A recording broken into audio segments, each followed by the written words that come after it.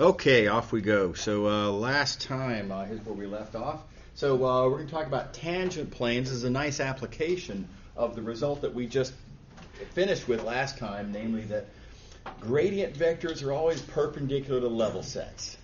Surprisingly convenient application here. So y'all remember the deal with tangent planes. It's a graph of the linear approximation. Linear approximations, of course, are based on the idea of partial derivatives. So we've previously talked about the equation of a tangent plane kind of from a partial derivative, kind of graphs point of view. So here's a totally different take. Very clever. And the idea is this. So now, of course, suppose you're looking at a graph and you're interested in the tangent plane to that graph, some plane like this. Specifically, at a certain point, details. So the big idea is to recall that when you have a graph, you can reconceive of that graph as being a level set. Right? This is a wonderful little trick. It comes up in various different places. So sure, this surface S is a graph. Yeah, that's true. It's also a level set. It's a level set. You can see right here, right? Equals 0 equals a constant. It's a level set of this function called G. That, of course, has a different formula. So I emphasize, this is the same surface now. Exact same surface. I'm just choosing no longer to view it as a graph of one function. I'm instead viewing it as a level set of a different function. And I see I've color-coded wrong. There we go. Okay. So instead of thinking it's a graph, we're going to think of it as a level set of this new function G. Now, if we're interested in this tangent plane, right there's the tangent plane that we want to understand. Let me go ahead and hit that button, get a little bit more space to work with. How am I going to write down the equation for that plane? Well, one thing I could consider is, let's see here, color choices, I'll use orange. Maybe I could find a normal vector, right? If I could find a normal vector, then we're basically done. We have the equation. We know the equation of a plane, if you know the normal vector. The normal vector, the whole point of a normal vector is it's perpendicular to the plane in question, but the plane is tangent to the surface, which is a level set. So altogether, I'm looking for a vector that is perpendicular to a level set. And again, that's what we ended with last time. We know a vector that's perpendicular to the level set, and that is the gradient. So the gradient of G is going to be perpendicular to this level set of G. So great, no problem. So all we have to do is figure out how to compute the gradient. Well, there's nothing to that. It's just a matter of computing various partials. And so you're going to take this expression right here, and you're going to take the x partial and the y partial and the z partial. I emphasize we're not taking these partials of f. We're taking these partials of G, which involves f, to be fair, right? But specifically it is G that we're taking the partials of. That gives us our normal vector, and it is all over but the shouting. So I'm going to leave the rest of these details for y'all to read. But given that normal vector, here's the equation of a plane. Right? You'll notice I'm just plugging in this normal vector and using the point that's on the graph and multiply, move things around, and out comes the familiar equation of a tangent plane that we saw back in chapter 2, I guess it was. Okay. Well, earlier in chapter 2. We're still in chapter 2. Okay, so I think that's a nice little trick. Very clever. You don't have to go and think about linear approximations, which, of course, did take a little bit of time to develop. This is just kind of an immediate, convenient little trick. So the example that follows here, I'm actually reconsidering removing this example. There's no ideas in here that we haven't just already exactly talked about. But anyway, here's the point. We were given that we're looking at a graph of this function. Here's our graph. Just like on the previous page, we reconceive of it as being a level set of this function g, we find our normal vector as being the gradient, which of course, now to find the gradient, all you got to do is take the appropriate partials and plug in the appropriate point. And once you have your normal vector, then that goes right into the equation. I'm running out of colors here. Here's the equation. I meant to click the red one. Here's the equation of a plane, and that turns into this right here just by plugging in that normal vector that we just found. So it's literally straight out for the previous page, nothing new. One thing I will point out here is that this trick starts by supposing you were asked about a graph and then converting the graph into a level set.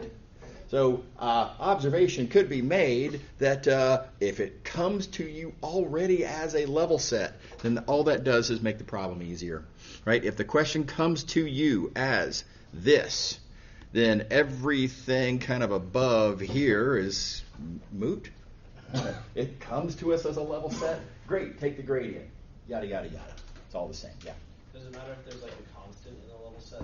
That's a great question. It does not matter. Any level set, as long as it's viewed as a level set, then you're all good. So, for example, if I were to take this equation here and say plus 3 and plus 3 on the right, and if I were to use this function, right, which now no longer has a 0 on the right, it makes no difference at all. In fact, you're going to notice quickly you'll still get exactly the same gradient. Yeah. So any level set will do. All right. Yeah. What's the x0 here? What's the what? X0.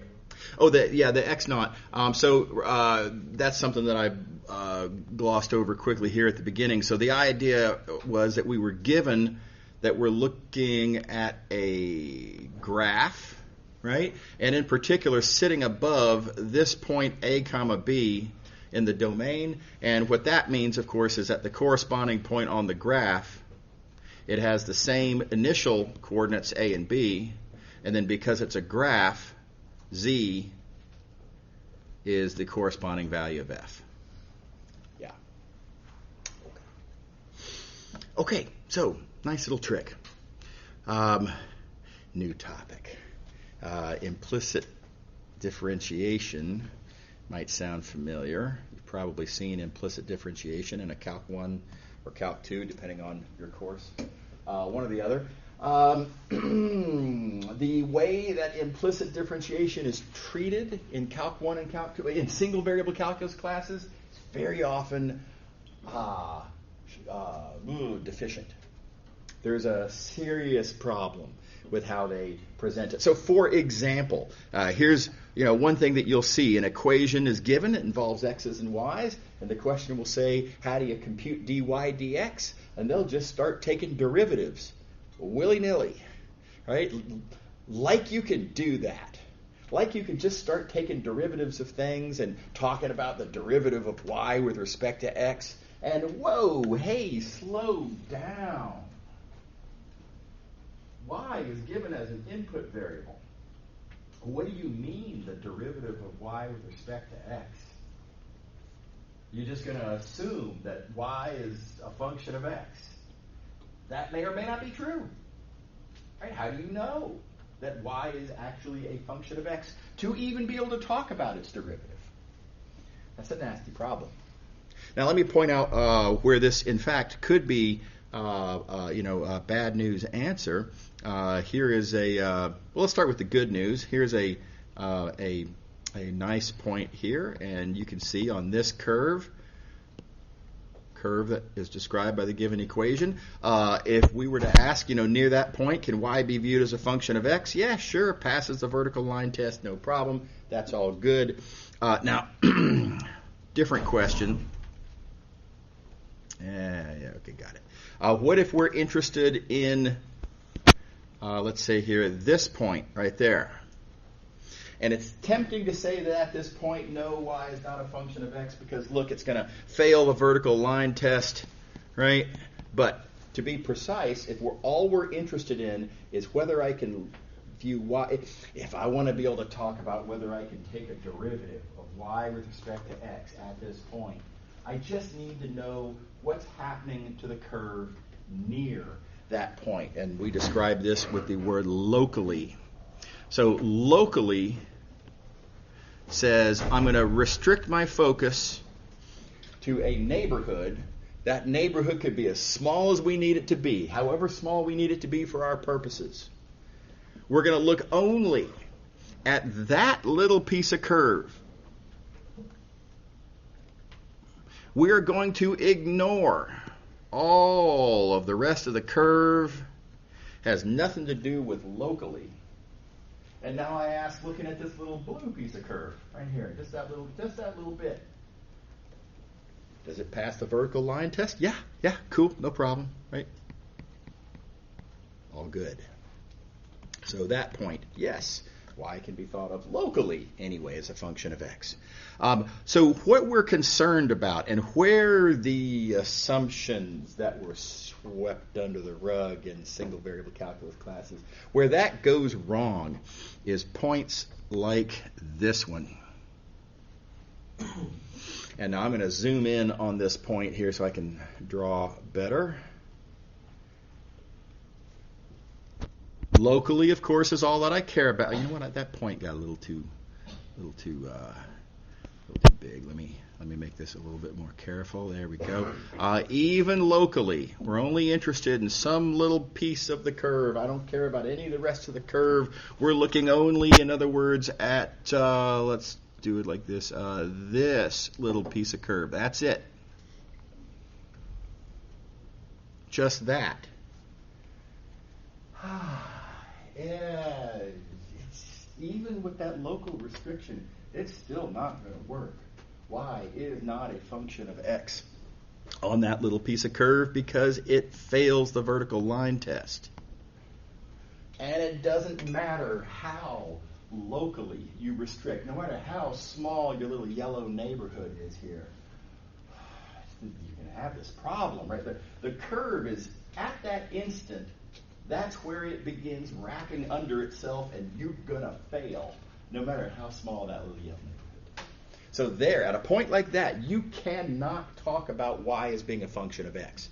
It isn't. And if you can't view it as a function, you can't take a derivative of it. You can't even talk about the derivative of it. Right? Keep in mind, we don't take derivatives of, anything other than functions, right?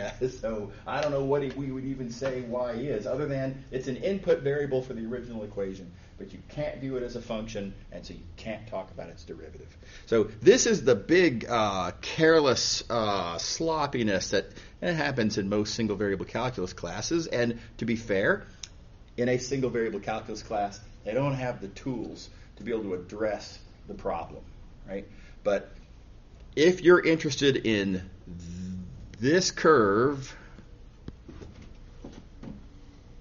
in the vicinity of this point, and if the very first thing you do is start taking derivatives and writing down stuff like dy dx, you've written down a bunch of garbage. There is no such thing as dy dx at that point on this curve. There is no function. Dy dx is meaningless nonsense. Okay. So that's the scary problem. So how do we address this?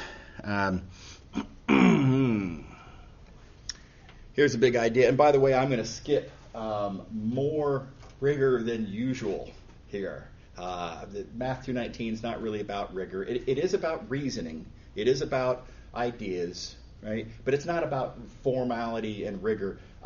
In order to treat this really well, it really is a pretty sophisticated business, and that's not what this course is about, right? So I'm going to skip more than usual, but here's what I consider to be really the intuitive point, right? What this all boils down to. If you have a problem point, let's see here. I'm going to represent the problem by this point being red, and that's a problem. You can see it's in the process of wrapping under itself. And that's really the giveaway as to why that point is a problem. It's because at that very point is where the curve is wrapping under itself. Notice that unavoidably means that you have a vertical tangent line at that point. That's a vertical tangent line to the curve. The curve, of course, is a level set. So you might, slightly sloppy, but it's fine. You might say that the level set is vertical. There. And if the level set is vertical, then that means that the gradient is horizontal. Because, do keep in mind, gradients are always perpendicular to level sets. Okay. All right, now let's remind ourselves what a gradient is. Write down the equation here for a gradient. The gradient of capital F is partial of f with respect to x, partial of f with respect to y.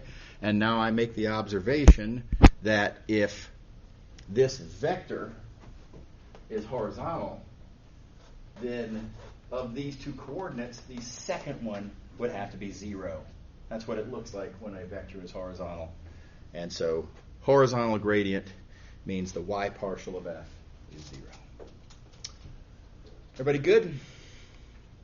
Okay, now what do we do with, what is the upshot to this? What we've derived here as a result is that if you have a problem, then the y partial will be 0.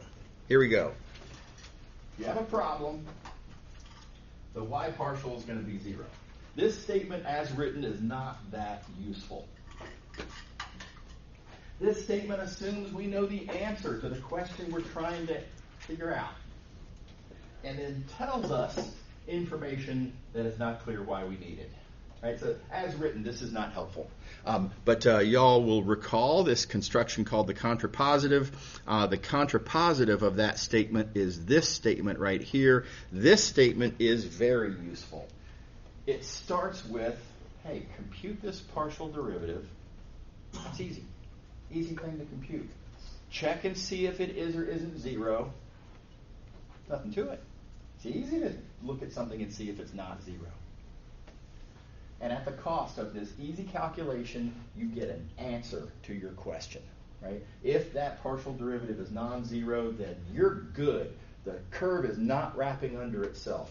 You can, therefore, locally view y as a function of x.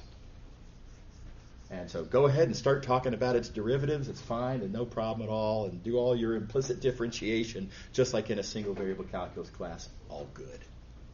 Okay, so this is what you might call the single variable, or depending on how you want to look at it, 2-variable version of the implicit function theorem. There's a condition to check and a conclusion that indeed that input variable can be viewed as a function. Okay, now this was all, I'm going to say, cleanup and segue, right?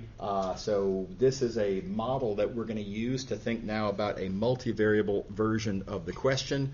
And here's what we'll start with. So suppose you have an equation involving 3 variables now. That, of course, gives you a surface.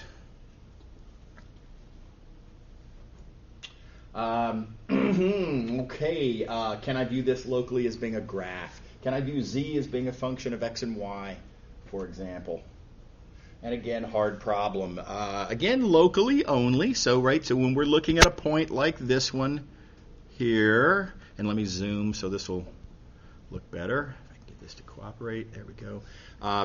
All I care about is locally, so nearby, so I don't have to worry about stuff going on down there. That's not our problem. Just locally, and nearby that point is just going to be kind of a little piece of surface that looks about like that.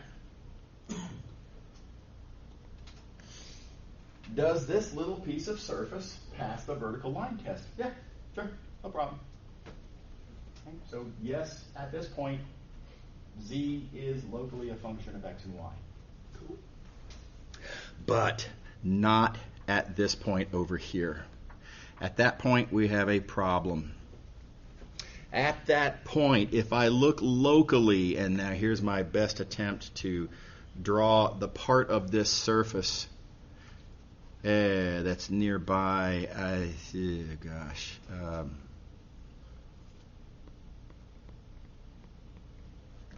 So there's a little piece of surface. near that point. And notice it has wrapped under itself. Right? This point, you know the point I'm talking about. I'm talking about the point where the surface is doing like this, at the point like right there. Right? Where it's wrapping under itself, I don't care how small that little green patch is, it's going to fail the vertical line test. Right? So now if that's going to be the case, what does that mean? Well, again, it means that the surface is wrapping under itself. Right? If it's wrapping under itself, that means that there is a vertical tangent plane.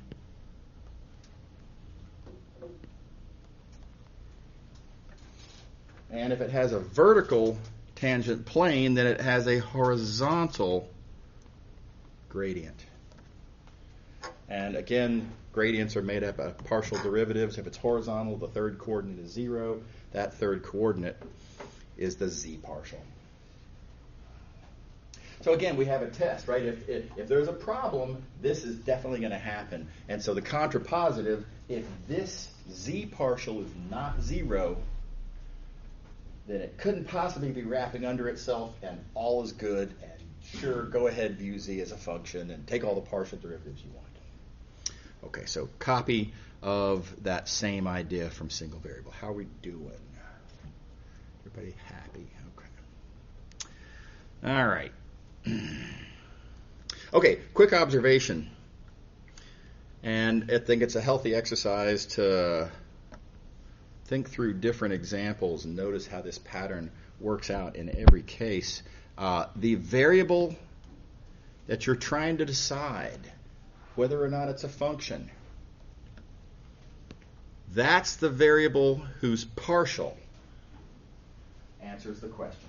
Right? So if you want to know if y is a function of x, as in this first case, then you take the y partial of your original function f, the function whose level set you're looking at. And whether it is not or is 0 tells you whether you don't or do have a problem. Okay. Likewise, in this example here, notice the variable that we want to view as a function. Again, that's the variable that we take the partial with respect to see if we have a problem. Right, so this is a general rule, and I've got that written in this little box down here. You always take the partial with respect to whichever variable you want to reinterpret as being a function. And here's the formal statement. You'll notice that this is exactly what comes up in the statement. So the variable that you want to view locally as being a function, that's the one that you take the partial with respect to. Not 0, then you're all good. Okay. All right. So here's, let's see if I can leave this all on the screen here. Yeah, there we go. Okay, so example, here is a surface. Let the record show I have no idea what this surface looks like. This is an important point. You don't have to know what the surface looks like. Most of the time, you won't know what the surface looks like, right? If you have some mathematical model represented by an equation, most of the time, it's pretty hard to look at an equation and see what it looks like. We really only know how to do that in very narrow instances, right?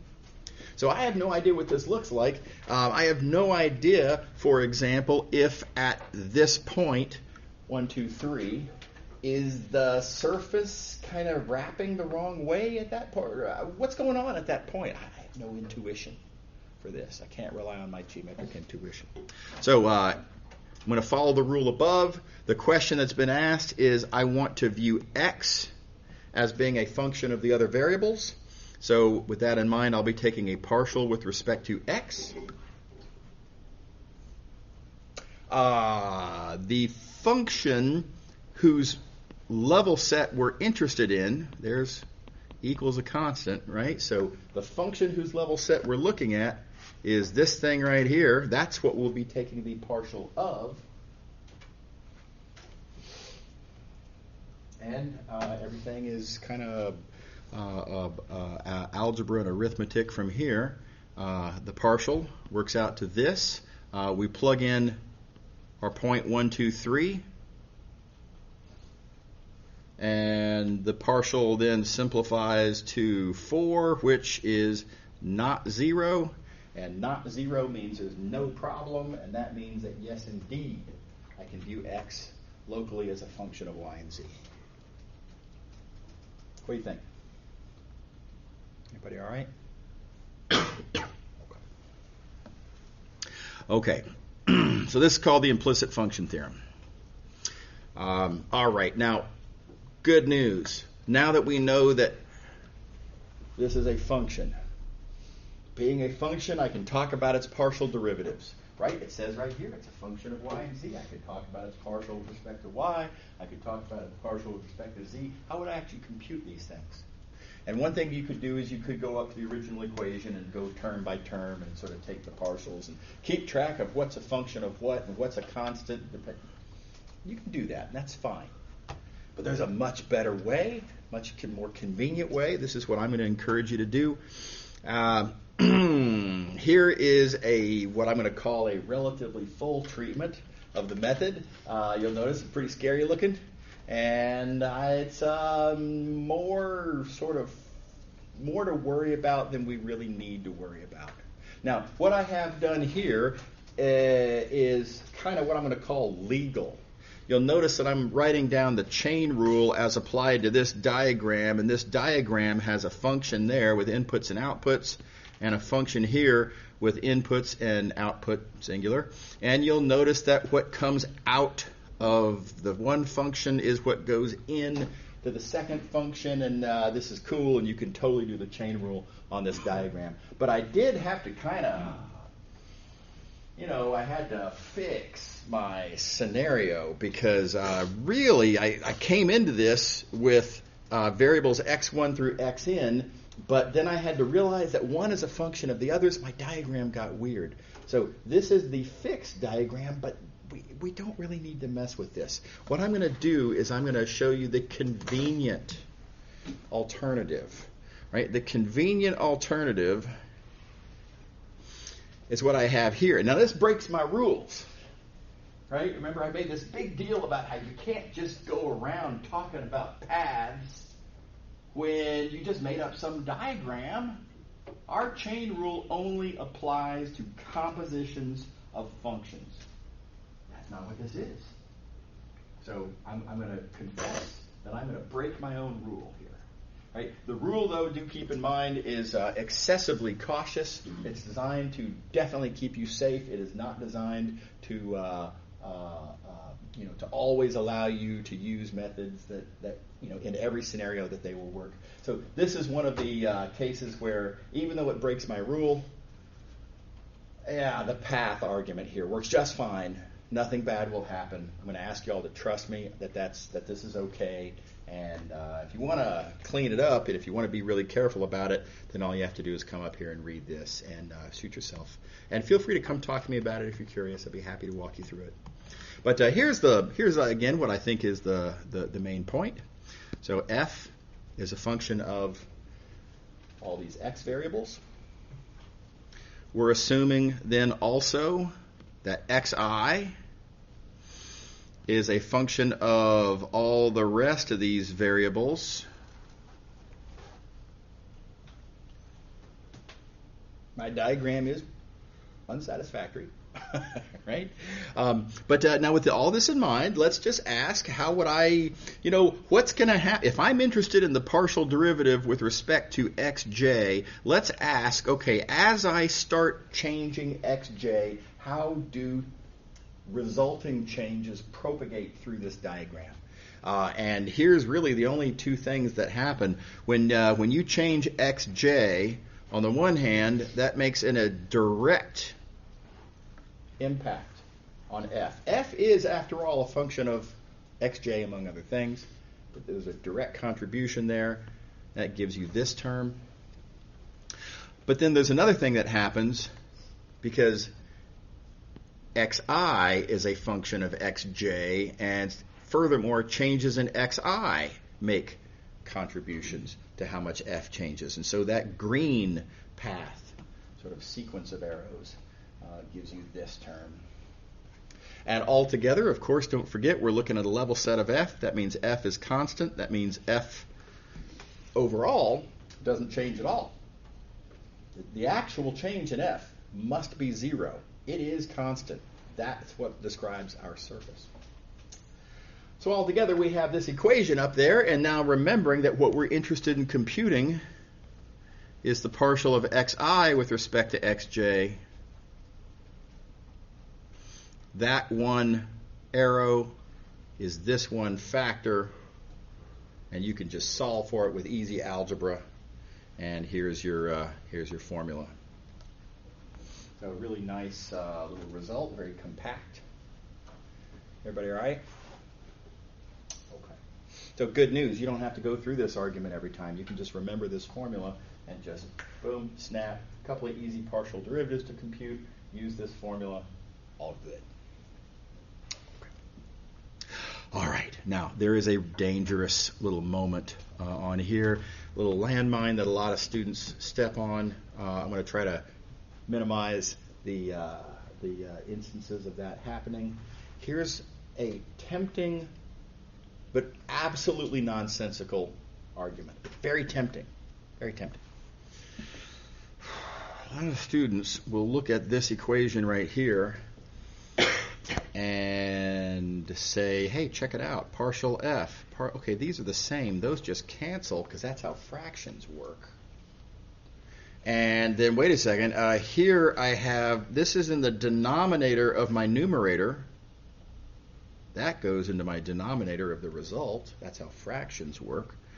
And here, okay, this is in the denominator of the denominator. Well, that means that goes into the numerator. Again, that's how fractions work. And hey, we've got a result here. And check it out. I guess I don't need that minus sign after all. So the false reasoning goes.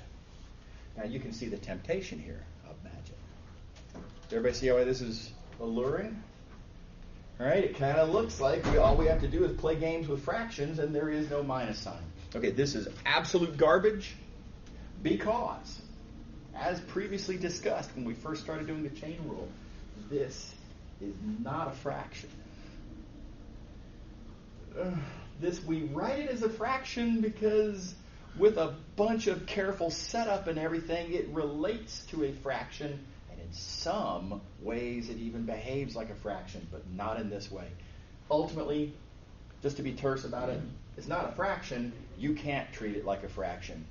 It does not follow the rules of fractions. I actually am a little annoyed that we represent it as a fraction, right? Because it's not.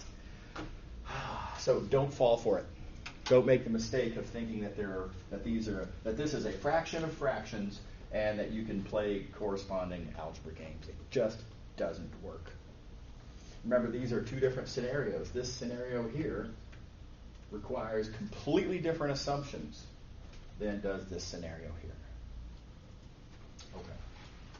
So a lot of students will say, hey, where does that minus sign come from? Check out my reasoning with the fractions. I require an explanation of where the minus sign comes from. And that's nonsensical. A meaningless argument that gets a wrong answer, I don't have to justify why it didn't get the right answer. The answer is very simple. The argument's garbage. It's as simple as that. Does that make sense? Okay, so don't make that mistake. Now that said, back to the correct answer. Right? That minus sign is in there. This minus sign is important.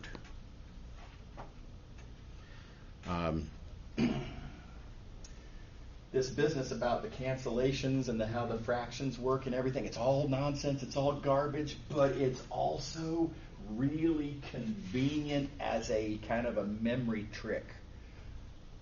When I want to remember this formula, and if the variables don't happen to be called xi and xj, like, what if the variables are called like p, q, and r? Or what if they're x, y, and z? What if I want a partial of y with respect to z, or z with respect to x? Oh, God, there's a million different versions of it. Don't try to memorize every little version. Instead, do the following. Write down the garbage. Right?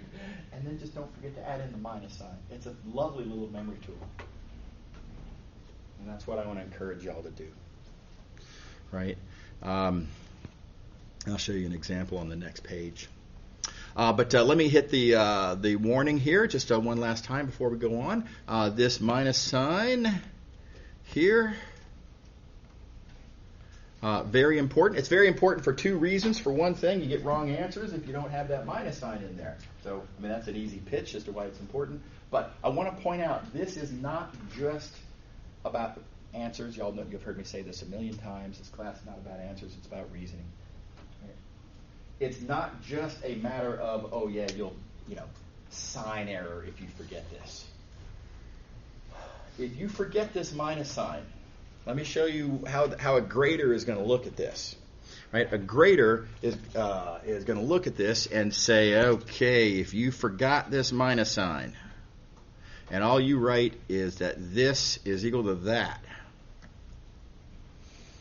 Now the grader is going to look at what I have circled in green and say, oh, this student seems to think that these are fractions and that you can cancel the partial f. This student has a fundamental misunderstanding of implicit differentiation and of the chain rule and of what partial derivatives even are. Right? It looks really bad without that minus sign. With the minus sign, it's true. All good. Without the minus sign, it looks abysmal. So that's why I say this minus sign is very important. I'm hitting this point really hard because I don't want anybody to step on this landmine. I'm hoping that everyone will remember my extended plea here to please make sure to remember that minus sign. Okay, how are we doing? Is everybody on board with that outlook? All right, so let's go to the next page. We have an example. Now, this is the same example we saw previously. Same equation, same surface, same point that we're looking in the vicinity of. Notice we are recalling here that we have already established that x is locally a function of y and z. That's been established. We did that on the previous page. And with that having been established, knowing that x is a function of y and z, I'm perfectly within my rights to say, oh, it's a function of y and z. Let's talk about the partial with respect to z. How do we compute that partial with respect to z? Okay, well, following the rule. Now, where did I get this equation from? This is not exactly the formula on the previous page. The variables are all playing different roles here. It's not x1, x2, x3. It's x, y, and z. So remember the pattern, though, that the function whose level set describes your surface, you put there and there. The one that you're taking the partial of goes there, just like it was a fraction, which it isn't. Right? The one you're taking the partial with respect to goes there, just as if it were a fraction, which it's not. Right? And then don't forget the minus sign.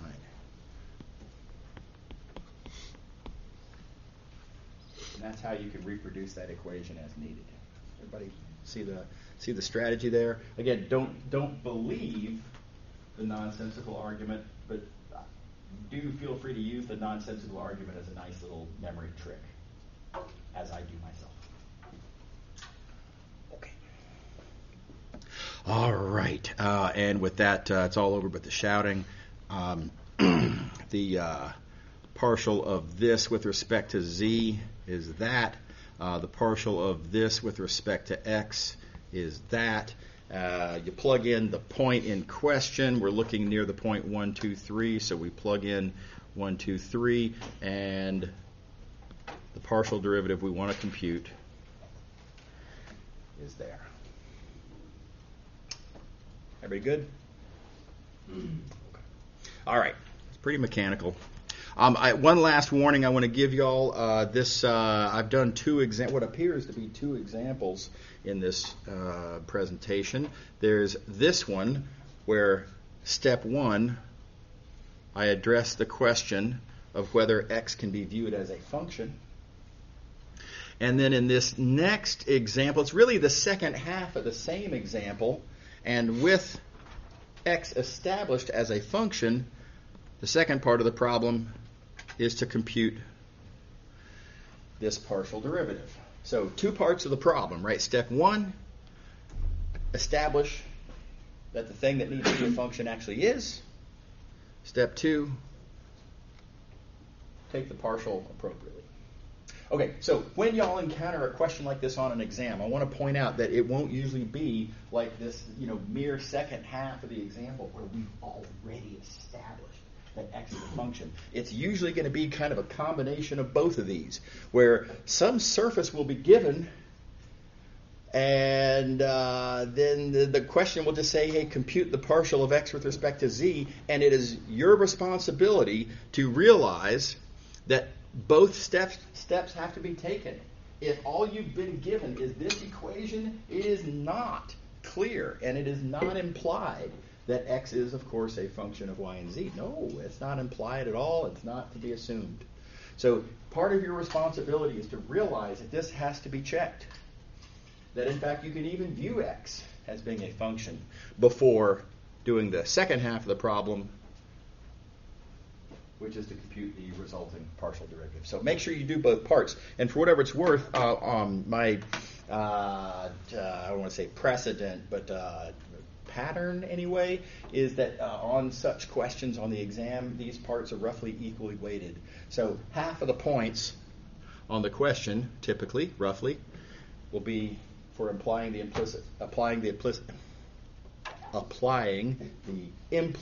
function theorem, and the second half of the points will be in the resulting calculation. So if you just go straight to the formula, bada bing, bada boom, right? Well, you missed the point. The whole point of this whole discussion is that you don't even know what you're taking the derivative of until you apply the implicit function theorem. So do be careful. Again, your responsibility to make sure to check that it's actually a function, half the points of the question. Okay. All right, and that does it for Chapter 2. And we move along now to Chapter 3 with 7 minutes. Okay, so we can get something useful done here.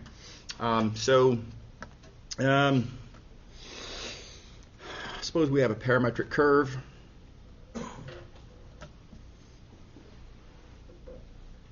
Something cruising along like that. And what if I want to compute the length of that parametric curve? Now, I emphasize not the displacement from the starting point to the ending point, but the length of the parametric curve. If you were going to drive that road, how much would you put onto your odometer, right? Okay. All right. So there's various objects that we need to discuss that pertain to a little piece of the parametric curve. That little piece of parametric curve there. I'm going to start off with what I think is the most fundamental part of this story, which is the dx vector.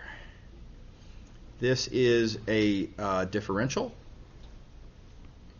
Dx vector, it's a differential. X, of course, gives you your position. Dx means the differential of position, or our linear estimate of how much our position changed.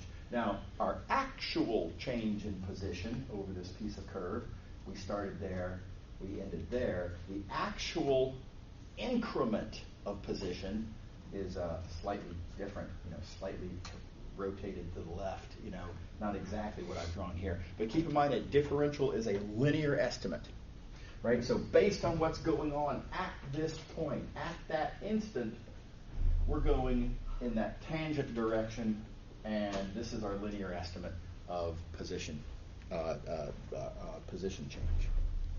Okay. All right. I think it's a pretty easy pitch that dx is velocity times time. Old physics idea, right? Displacement is velocity times time. It's arguably kind of a definition of velocity, depending on how you look at it. Displacement per unit time, velocity. Okay. All right, now let's talk about ds. I emphasize ds now is a scalar. ds is not an estimate of how much our position vector has changed. ds is an estimate of how much our odometer has changed. It's what's the length, right? How long is that little piece of curve?